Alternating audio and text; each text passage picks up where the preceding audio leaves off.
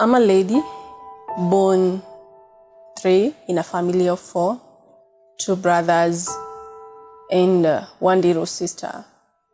I grew up in a normal family, but I was this type of a lady who was hyper.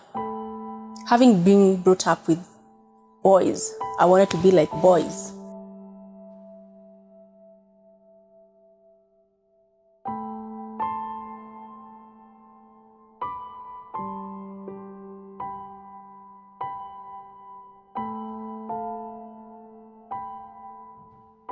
So I will try everything to make sure that I'm like them. So if they play football, I'll do it.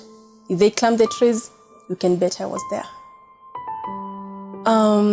Until in the year 2004, the day I recall well, what happened? My mom was away, so I was with my brothers and my little sister. And it happened that we realized that we didn't have the vegetables and we had to cook ugali that night. So my brothers had to go to the center, which was a bit far from where we were living. And I insisted I had to go. And I insisted on that. And being the pushy lady, as they called me when I was young, they allowed me to go. And I left. It was around 7 p.m. Little did I know that my fate lied there. Something that was going to change my life.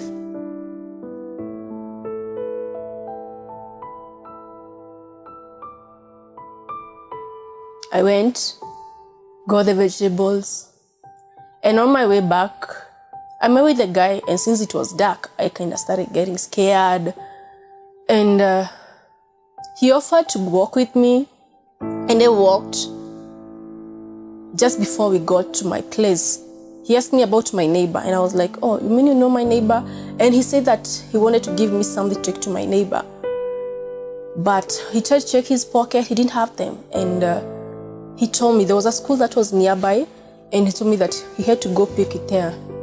With my little self, naive young lady, by then I was only 10 years old, I followed him. It was dark, but I had the confidence if the guy knows my neighbor, he's a good guy. And we walked. In the place I lived, there were wheat plantation. Just before we got to school, where we were supposed to get the so-called item, whatever I didn't know, whatever it was, the guy told me that we had to take a diversion somewhere. And since we were only 2, and it was dark, I followed him. And by the time we got in the middle of the plantation,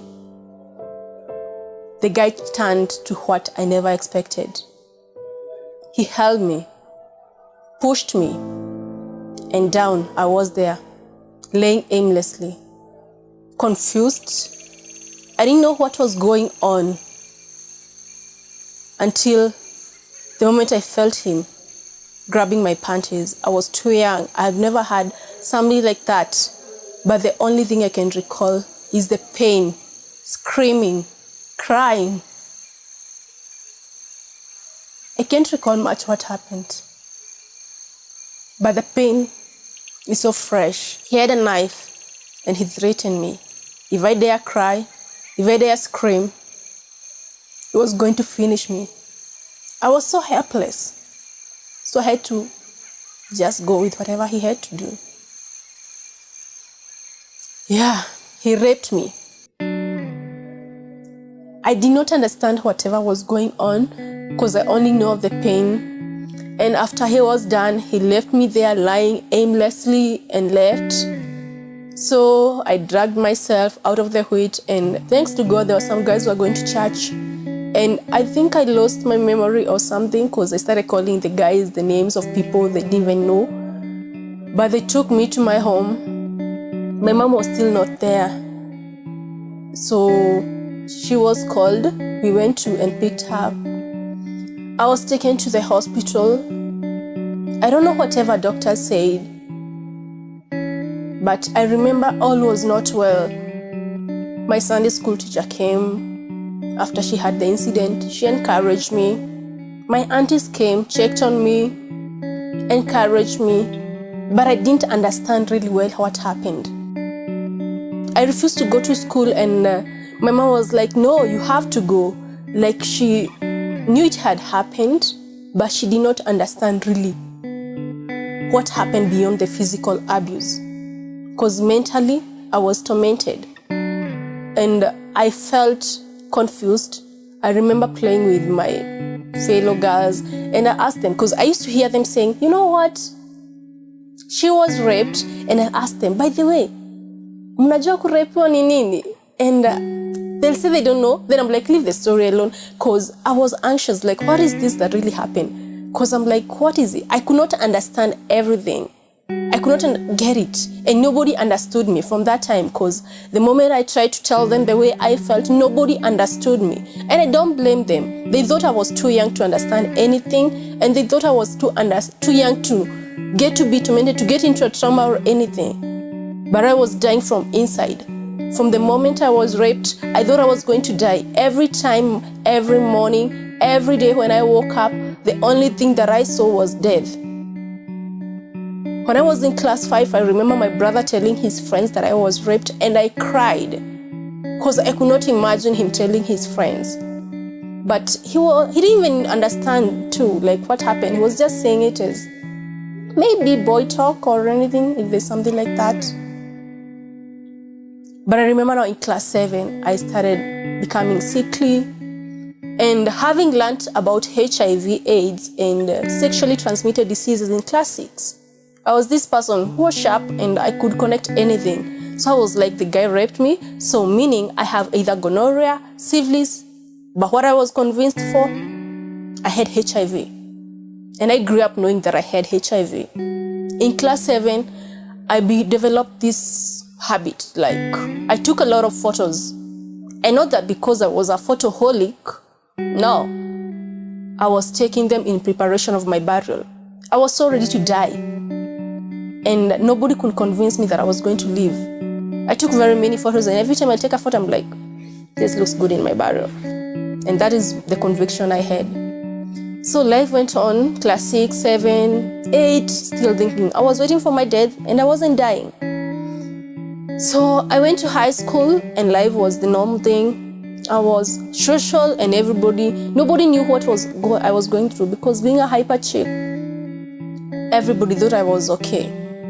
But I used to think that I was always HIV positive. I remember the time I was sick in Form 1 that term, and I went to the hospital. And the doctor insisted I had to be checked for my HIV status, of which I refused. And I started crying because I could not recall being told the truth. I knew I had it, but I didn't want to be confirmed whether it was true or it was false. So I was underage, so the doctor insisted that he must have my mom's number. So in case that I had it, he must call him. Of which even I had not told my mom that I was going to the hospital, because I have ever wanted to be an independent lady. So when the results came, thanks to God, I was negative. But that did not convince me. It's something that has haunted me. It's something that I could not believe. It took me many years. From that time I was tested, I cannot even recall the number of times I've been tested for HIV and AIDS. Not to mention even last year, I had to go to be checked for my HIV status just to confirm the fate. In Form 1, all was well, but not really well, because I was kind of in a depression, but nobody knew. So I was stressed up, but I didn't want to tell anybody, because nobody understood. Nobody could understand me if they didn't understand me the first time. What made me sure that they're going to understand me this time? So in Form 1 that time, I got a scholarship and I had to leave the school for a year. I went for an exchange program in US, and when I went there, that's when the reality started hitting me. The people are so caring, and they will talk of anything, including love for family, rape, something like that. And I could not take it. And every time they introduce like a topic like that, I'll get so naive. But the hit came when I started watching movies. And if a movie will have anything to do with rape, or even just the mention of the name rape, I'll totally break down. I don't understand the impact of what had happened. That was in 2010, and it had happened in 2004. Those are 6 years down the line. So I had assumed like it was okay. But when I watched movies, I could totally break down. I started isolating. I didn't want to do much with the family. The family was so loving, the family I was living with. And my host mom started getting concerned. Something was not okay. I could not even relate with any man because I hated men. I didn't want anything to do with them because I'm like, they dominated my life. The moment the first man raped me, having grown up in a single family with only brothers, okay, they were fine, my brothers, but I could not get it. Like, why do men have to have the power over me? And I wanted to prove it to the extent I became a feminist, where I could do to some extreme. I could do anything to make sure that I'm showing them that I'm equal to what they can do. Okay, in a way it helped me to perform because I was competing with guys. But when my mom realized what I was going through, I had to share the truth. I had never told anybody about my rape story and I could not bear it. How could I? So that day, I remember she called me and she insisted that there must be something that is ailing me. And I told her that I was okay, but she could not take it. She knew me better. So I had no choice. I told her. And that's where my journey began. I was taken to a psychiatrist. And I was forced to go through sessions and sessions continuously. My host mom never got tired of me, so she took me there. She had some time for me. And through that, I regained my esteem. I grew up with low self-esteem. I grew up knowing I was ugly. I remember the time they took me to a salon, and when I came back, everybody told me, "Mary, looking good." And I was so mad at everybody because I believed I was very ugly. I believed nobody loved me, and I believed nobody cared. But the moment I met somebody who showed me love, the moment I went to the psychiatrist and I was taking different sessions, I was able to overcome. I'll be lying if I say that I've overcome it 100%. I'll be a liar. I cannot say that it's over.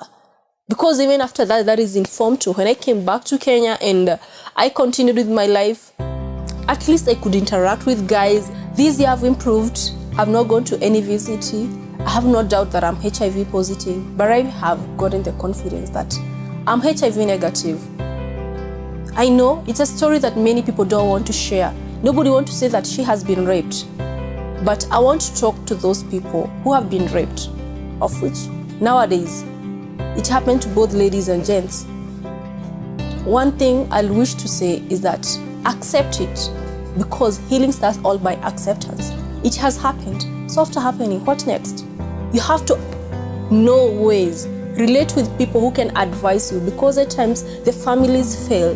They assume that you are okay. They assume you have healed. Having the personality of the hyper person as I was, they assumed that I was okay because I could laugh, I could go out with any of my friends, but they didn't know the trauma that had caused me. So if you're going through the same thing, you're not alone. You might say that yours happened like 9 years ago. It doesn't matter. You might have been raped yesterday. You might have raped a week ago. I was raped 9 years ago. But the impact matters. And the way you're going to respond to it, it matters more. But just know this, you're not alone. We are together in it. Walking in the streets of Laikipia University, such a bold and confident lady. You cannot tell the pain that she had to conquer in her world from the smile that she gives everyone that she meets. Looking forward to be a researcher in the medicine field in Kenya and maybe in the world. You are out there. I might not know what you're going through, but one thing that I know is that you can take a better step for tomorrow, because we live not to conquer the mountains, but we live to conquer ourselves. And trust me, you will conquer this, because you are not alone. We are together. We are hidden tears, reaching the unreached. I am Lilian.